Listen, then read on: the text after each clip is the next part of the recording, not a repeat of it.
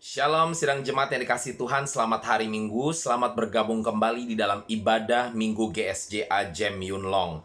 Hari ini kita akan belajar tentang siapa yang pegang kendali dan bagaimana dia mengendalikannya.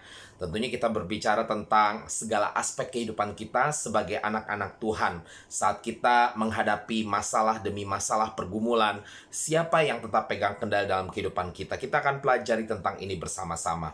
Untuk itu, mari kita berdoa bersama-sama untuk memulai ibadah kita hari ini. Mari kita bersatu dalam doa. Bapa di surga, kami bersyukur hari ini kami boleh berkumpul kembali lewat ibadah Minggu GSJA Jem Yun Long. Kami rindu Engkau perbaharui lagi Tuhan pengenalan kami akan Engkau Tuhan kami. Dan kami berdoa biar kiranya Engkau yang beracara dari awal, tengah hingga kepada akhir ibadah hari ini. Di dalam nama Tuhan Yesus kami berdoa dan mengucap syukur. Haleluya, mari kita semua katakan amin, puji Tuhan. Baik, sidang jemaat yang dikasihi Tuhan, kita buka firman Tuhan dari kitab Yosua pasalnya yang ke-1 ayat 9. Kemarin ayat ini sudah kita pakai untuk home group GSJA Jem Yun Long ya. Tapi kita akan bahas lebih detail lagi. Yosua 1 ayat 9 seperti biasa, yang bisa membaca bersama-sama sembari kita mencari ayat firman ini, saya undang untuk bangkit berdiri. Kalau tidak bisa, silahkan baca sembari duduk atau bahkan mendengarkannya dengan seksama. Yosua pasal 1 ayat 9. Sudah siap semuanya? Kita baca bersama-sama. 2, 3. Bukankah telah kuperintahkan kepadamu, kuatkan dan teguhkanlah hatimu. Janganlah kecut dan tawar hati, sebab Tuhan Allahmu menyertai engkau kemanapun engkau pergi. Mari kita berdoa. Bapa di surga, kami bersyukur untuk ayat yang mendorong kami di dalam kehidupan kami untuk tetap semangat. Tuhan, sekalipun ada pergumulan yang harus kami hadapi, kami bersyukur sebab firman hari ini mengingatkan kami bahwa ada Engkau Tuhan. Untuk itu berbicara lebih lagi kepada kami Tuhan, pribadi lepas pribadi termasuk hamba-Mu. Tuhan, sembunyikan hamba-Mu di balik salib-Mu biar Engkau sendiri yang melayani setiap kami di siang hari ini. Di dalam nama Yesus kami berdoa, haleluya. Mari kita semua katakan amin, puji Tuhan. Saudara, di dalam kehidupan kita ya sebagai anak Tuhan bukan berarti kita tidak punya masalah. Bahkan saya juga sering mendengar, loh kok saya jadi Kristen malah jadi makin banyak masalah. Saya kira tidak demikian ya. Masalah itu tetap ada di dalam kehidupan kita. Namun mungkin saat kita tidak memiliki Yesus, kita tidak ada perbandingan yang jelas antara yang baik dengan yang tidak baik. Ya. Saat kita memiliki Yesus, maka ada perbandingan yang sangat jelas sekali. Yang baik, berkat-berkat dari Tuhan, dan yang tidak baik, yang tampaknya seperti kutuk lah, seperti inilah, seperti itu yang negatif. Ya. Jadi kita sometimes atau kadang-kadang ya merasa bahwa kok semenjak terima Tuhan Yesus malah makin berasa masalah demi masalah makin datang ya. Nah, intinya di sini terlepas dari persepsi kita mengenai masalah makin banyak atau makin dikit saat kita sudah terima Tuhan Yesus, kita tahu bahwa saat kita memiliki Tuhan, Tuhan mengatakan di Yosua 1 ayat 9 untuk kita tetap kuat dan teguhkan hati ya. Jangan kecut dan tawar hati. Tetapi dalam hal ini kita tahu sangat mudah kita berbicara, melakukannya yang susah ya. Kalau nggak ada masalah, kita baca firman ini dengan kuat-kuat, dengan lantang kita berkata, ya, kuatkan dan teguhkan hatimu, jangan kecut dan tawar hati, sebab Allah menyertai engkau kemanapun engkau pergi. Tapi saat masalah benar-benar ada di dalam kehidupan kita, nggak segampang itu ternyata untuk mengatakan ini. Malah lebih sering kita komplain, Tuhan, kok begini? Kok jadinya malah seperti ini? Padahal Tuhan katakan, kuatkan teguhkan hatimu. Lah kemarin gak ada masalah, kamu bisa berani ngomong, kuatkan teguhkan hatimu. Sekarang ada masalah sedikit aja, langsung bertanya, Tuhan, kenapa? Ya, jadi kayak, dulu ada acara TV anak-anak itu kan, kenapa begini? Kenapa begitu? Nah, ya, jadi sangat mudah untuk kita ngomong, kuatkan teguhkan hati saat tidak ada masalah. Tapi saat ada masalah, ternyata nggak segampang itu. Nah, saya tidak mengatakan bahwa saya atau bagi saya dan keluarga saya gampang-gampang saja tuh mengatakan enggak. Ya, saya tidak munafik atau hipokrit ya, yang berani mengatakan bahwa masalah datang dan pergi saya tetap kuat. Enggak, saya tahu masalah ada levelnya masing-masing ya. Mungkin kalau levelnya nggak terlalu tinggi, kita gampang menghadapinya. Tapi kalau sudah mulai tinggi, baik saya, baik istri saya, keluarga saya yang lainnya pun, ya, yang di dalam Tuhan ya, tetap kami rasakan sukarnya, ya, kerasnya kehidupan saat diterpa masalah ya. Cuman saya hanya ingin mengingatkan bahwa baik saya dan saudara, kita harus terus diingatkan bahwa seringkali kita merasa masalah tersebut begitu sukar atau begitu sulit karena kita tidak benar-benar mengenali siapa yang pegang kendali dan bagaimana dia mengendalikan kehidupan kita ya.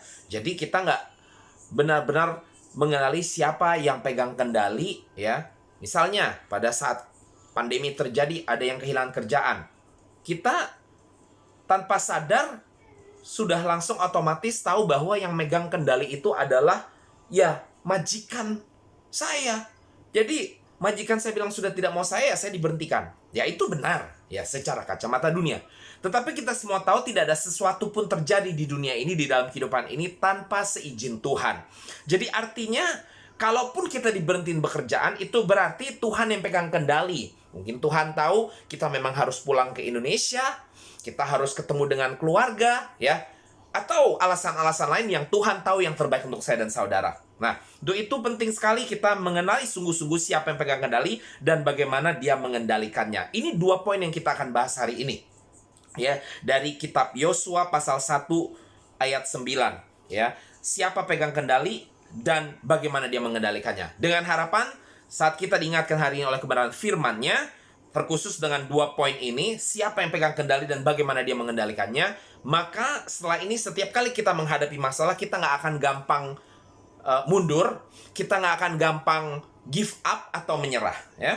Nah, yang pertama saudara-saudara, kita harus tahu siapa yang pegang kendali ya. Yang pertama adalah siapa yang pegang kendali. Jadi saat kita menghadapi masalah dalam kehidupan, pergumulan, yang paling pertama kita harus mengerti siapa yang pegang kendali. Ya, firman Tuhan Yosua 1 ayat 9 dikatakan di sini, jangan kecut dan tawar hati, sebab siapa dikatakan di sini? Tuhan Allahmu menyertai engkau. Siapa? Tuhan Allahmu. Saudara, yang menyertai saya dan saudara ini bukan cuman kita punya majikan ya yang menggaji kita, bukan cuman ya pemerintah Hong Kong atau Macau yang memberikan visa kerja, bukan cuma keluarga bahkan di kampung halaman yang mengizinkan kita kerja, tetapi Tuhan yang memegang kendali menyertai saya dan saudara sehingga kita bagaimanapun caranya kok bisa nyampe ke Hong Kong dan Macau dan bekerja mendapatkan penghasilan untuk mendukung kehidupan keluarga kita di kampung halaman. Ini semua karena si izin Tuhan, saudara-saudara. Berapa banyak yang mau coba keluar negeri ya nggak keluar-keluar ya. Berapa banyak saudara-saudara yang bercita-cita A, B, C tapi tidak terjadi. Saya jadi teringat waktu saya masih muda ya, sekarang juga masih muda. Ini lebih muda lagi ya, saat masih punya rambut. Ya. Saya ingat sekali, saya pengen sekali ikutan Indonesian Idol. Ya, orang-orang bilang suara saya bagus. Ya puji Tuhan, suara saya nggak jelek-jelek banget, saya tahu suara saya lumayan lah ya. Jadi saat itu saya seperti kayak, pasti saya akan masuk ini, lolos. Pada saat saya ikut audisi, ternyata saya yang pertama lolos. Lalu pas yang kedua, ya, kan itu ada beberapa tahap tuh saudara-saudara. Pas yang kedua, saya nggak lolos saudara-saudara. Ya, saat itu saya kesal sekali karena saya kira, semuanya bilang suara saya bagus dan lain sebagainya saudara-saudara. Dan bahkan sampai hari ini pun ya tidak sedikit yang maksudnya acknowledge atau mengenali bahwa ya suaranya lumayan seperti itu. Bahkan beberapa tetap pada pendirian bahwa kalau saat itu saya mau benar-benar pursue atau terjun ya ke dalam dunia tarik suara, harusnya bisa ya dengan bakat suara yang Tuhan berikan untuk saya. Tapi saya ingat sekali itu gagal, lalu saya mulai mengerjakan album saya sendiri secara pribadi, tapi nggak tahu gimana saya mulai kayak hilang semangat saudara-saudara. Dan pada akhirnya album saya sudah saya selesaikan, saya tidak jadi luncurkan. Ya saat itu seperti ada suara dalam hati saya, jangan. Saya nggak mengerti, saya kira waktu itu saya mungkin patah semangat saja ya. Tapi sekarang saya melihat kembali semuanya, saya sangat mengerti. Saya sangat mengerti kenapa Tuhan beracara, Dia memegang kendali di dalam kehidupan saya, baik itu minat saya dalam musik ataupun tentunya saat ini secara khusus di dalam kehidupan rohani saya. Karena saat itu saya tidak sungguh-sungguh di dalam Tuhan. Kalau saat itu saya langsung terjun di dunia tarik suara, saudara-saudara, yang ada saya bukan saja tidak mengenal Tuhan, ya, saya akan hidup di dalam kehidupan yang mungkin terlibat dalam obat-obatan terlarang, ya, mabuk-mabukan dan lain sebagainya, hedonisme. Jadi saya sangat bersyukur sekali karena Tuhan saat itu mengizinkan untuk saya mengalami kegagalan yang buat saya saat ini cukup memalukan, ya saudara-saudara. Karena saya kira, wah, dahsyat sekali. Saya ingat saat saya balik ke Indonesia dari Australia itu untuk ikut Indonesian Idol, ya teman saya mengadakan pesta perpisahan besar di mana saya meluncurkan juga saya punya EP atau album kecil, ya. Jadi mereka taunya, oh ya, Beto ini mau balik ke Indonesia mau jadi penyanyi terkenal gitu loh. Ternyata gagal. Ya, saya malu saat itu sebenarnya. Tetapi sekarang saya mengerti benar bahwa kegagalan yang saya hadapi saat itu, ya, sesungguhnya Tuhan yang pegang kendali. Tuhan izinkan untuk sesuatu yang lebih baik di masa yang akan datang, yang adalah hari ini. Seperti kitab Yeremia katakan, ya, rancangan Tuhan, rancangan yang bukan mencelakakan tetapi memberikan harapan. Ya, sehingga hari ini saya punya harapan dan damai sejahtera di dalam Tuhan kita Yesus Kristus. Yang percaya katakan amin. Ya, jadi saudara, kita harus tahu betul, ya, Yosua 1 ayat 9 menegaskan Tuhan Allah yang menyertai engkau. Dia yang pegang kendali, nggak sembarangan, ya. Bukan cuma sekedar, ya, guru vokal saya mungkin, bukan cuma sekedar keluarga saya yang mendukung untuk saya jadi penyanyi saat itu. Wah, soal keluarga saya semua mau saya jadi penyanyi, saudara-saudara, ya. Tapi Tuhan yang pegang kendali, ya, di dalam setiap aspek kehidupan saya dan saudara. Nah, namun ini juga nggak cukup ternyata. Nggak cukup untuk saya dan saudara hanya mengetahui siapa, ya.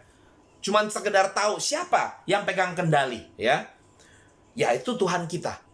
Tapi firman Tuhan kalau saudara baca Yosua 1 ayat 8, jadi satu ayat sebelum, ya, firman yang kita bahas hari ini, dikatakan di sini, jangan engkau lupa memperkatakan kitab Taurat ini, tetapi renungkanlah itu siang dan malam. Ya, jadi di sini ada tahapan, saudara-saudara. Ya, saat kita melihat firman Tuhan, jangan cuman biasa memperkatakannya, bahkan menghafal, ya, tetapi biasakan untuk renungkan siang dan malam. Renungkan artinya dikaji, ya, dibaca lalu dikaji supaya mengerti benar apa yang Tuhan ingin katakan kepada saya dan saudara. Jadi ada tahapan, saudara. Dan di sini kita diingatkan, nggak cukup kita hanya tahu siapa yang pegang kendali dalam kehidupan kita, tetapi kita harus juga mengenali siapa dia. Mengenali pribadi dia. Mengenali pribadi Tuhan saya dan saudara.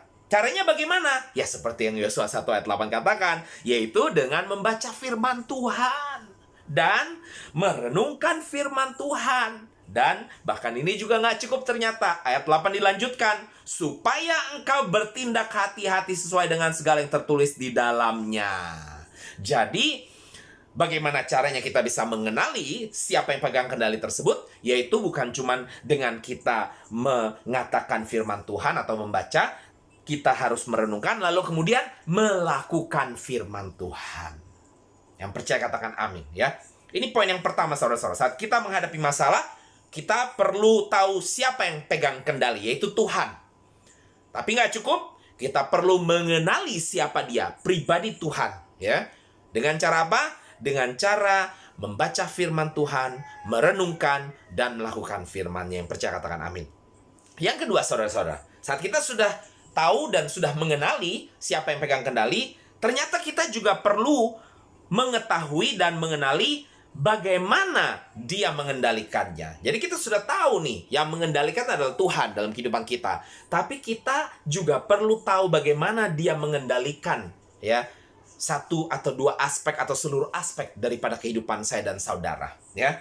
Kita perlu mengenali dengan benar-benar. Jadi nggak cuma sekedar tahu, ya. Kalau kita berbicara tentang bagaimana cara Tuhan mengendalikan kehidupan kita, itu artinya kita berbicara tentang cara kerja Tuhan. Maka nggak cukup kita hanya tahu cara kerja Tuhan, ya. Karena kalau cuma cukup tahu cara kerja Tuhan, nggak masuk di akal, saudara-saudara. Bagaimana saat Tuhan membelah laut Teberau, saudara-saudara ya. Mujizat demi mujizat. Itu cuma sekedar tahu. Saya tahu Tuhan saya penuh dengan mujizat. Tapi saudara juga perlu tahu bagaimana Tuhan bekerja di mujizat yang satu dan mujizat yang lain. Saat Tuhan Yesus melakukan mujizat kepada yang satu, dia hanya menyuruh orang tersebut bangkit berdiri. Tetapi kepada yang satu, dia meludah ya ke tanah, maaf, lalu dia koyak-koyakkan pasir dan tanah tersebut, lalu dia oleskan ke mata orang tersebut. Ya, ada cara yang berbeda-beda. Saudara nggak cukup hanya tahu bahwa Yesus penuh dengan mujizat, tapi saudara perlu mengenali bagaimana Yesus melakukan mujizat demi mujizat dalam kehidupan saya dan saudara. Supaya saudara kenal betul bagaimana cara Tuhan bekerja dalam kehidupan saya dan saudara. Firman Tuhan Yosua 1 ayat 13 berbunyi, "Ingatlah kepada perkataan yang dipesankan Musa hamba Tuhan itu kepadamu, yakni Tuhan Allahmu mengaruniakan keamanan kepadamu dan memberikan kepadamu negeri ini." Dari Yosua 1 ayat 13 ini ada 2 poin yang kita perlu tahu terkait hal bagaimana Tuhan mengendalikannya. Yang satu, kita perlu mengenali cara kerjanya. Ya, tadi saya sudah tekankan juga, kenali cara kerja Tuhan. Bagaimana cara kerja Tuhan? Tadi saya berikan contoh, mujizat demi mujizat. Tetapi bukan cuma sekadar mujizat, saudara. Tuhan bekerja bukan cuma dengan mujizat. Tuhan bekerja dengan cara mendisiplinkan saya dan saudara. Tuhan bekerja dengan cara mengizinkan kegagalan terjadi dalam kehidupan saya dan saudara, sehingga saya akhirnya dapat berdiri di sini berkhotbah kepada saudara dan bukannya mabuk-mabukan dan hidup hedonisme.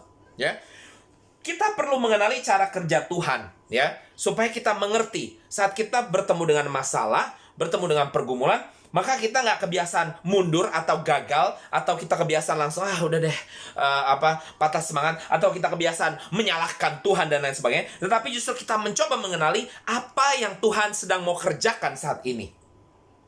Di firman Yosua 1 ayat 13 berbunyi, Tuhan mengaruniakan keamanan kepadamu. Saya mau mengingatkan, ya, kalau Tuhan mengaruniakan keamanan, ya, artinya di dalam dunia ini sebenarnya tidak aman, saudara-saudara. Karena kalau dunia ini sebenarnya aman, Tuhan nggak perlu mengaruniakan keamanan. Tetapi di firman Tuhan ini diingatkan kepada saya dan saudara, Tuhan mengaruniakan keamanan kepada saya dan saudara. Artinya sesungguhnya dunia ini nggak aman. Ya, kayak kalau di perumahan itu ada hansip, ya, pertahanan sipil yang suka siskambling, ya, sistem keamanan lingkungan, ya, kalau nggak salah singkatannya. Saudara, hansip ini adalah orang-orang yang menjaga keamanan. Kenapa ditempatkan hansip? Karena kadang-kadang maling suka masuk. Makanya ditaruh hansip, saudara-saudara. Ya, untuk itu, kalau Tuhan katakan dia mengaruniakan keamanan, sesungguhnya dunia ini memang tidak aman. Maksud saya adalah begini, saudara-saudara. Tuhan selalu akan menyertai saya dan saudara seperti Yosua 1 ayat 9 tadi katakan. Menyertai saya dan saudara. Tetapi firman Yosua 1 ayat 9 juga mengatakan, kemanapun engkau pergi. Artinya, jangan pernah punya mentalitas bahwa di dalam kehidupan harusnya kalau saya ikut Tuhan Yesus, tidak ada lagi yang namanya masalah atau pergumulan. Tuhan katakan di Yosua 1 ayat 9 bahwa dia akan menyertai saya dan saudara kemanapun kita pergi. Artinya, Tuhan, ya, tidak pernah mengatakan bahwa tidak akan ada masalah. Tapi dia memastikan bahwa di dalam setiap masalah apapun juga, Tuhan akan menyertai saya dan saudara. Bersama-sama dengan saya dan saudara di dalam masalah tersebut sampai kita keluar dari masalah itu. Itu cara kerja Tuhan. Jadi bukan cuma sekedar mujizat. Tadinya ada masalah, masalah dihilangkan. Iya, banyak masalah yang ada lalu Tuhan hilangkan dengan segera.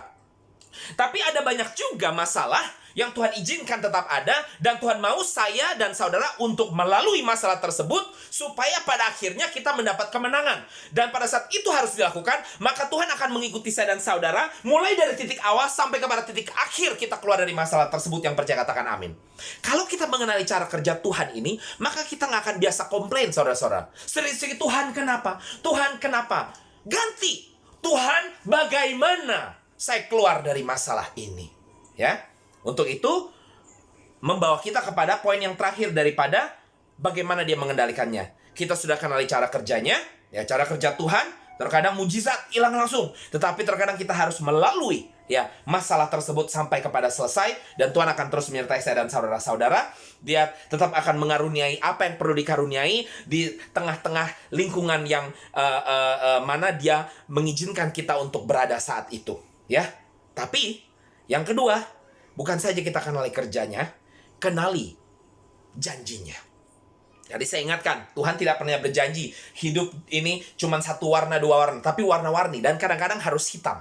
Kadang-kadang harus ada masalah, ada pergumulan. Tuhan tidak pernah janji hidup ini tidak pernah ada hujan. Tetapi Tuhan janji bahwa setelah hujan pasti ada pelangi, saudara-saudara. Jadi artinya, ya, saudara ingat di sini. Yosua 1:13, Allahmu mengaruniakan keamanan kepadamu dan memberikan kepadamu negeri ini. Jadi Allah tetap berjanji. Dia akan tetap menyertai saudara di dalam setiap pergumulan saudara. Dan pada akhirnya dia janjikan ada kemenangan untuk saya dan saudara-saudara. Yang percaya katakan amin. Haleluya. Saya harap ini memberkati kita semua. Shalom. Selamat hari Minggu.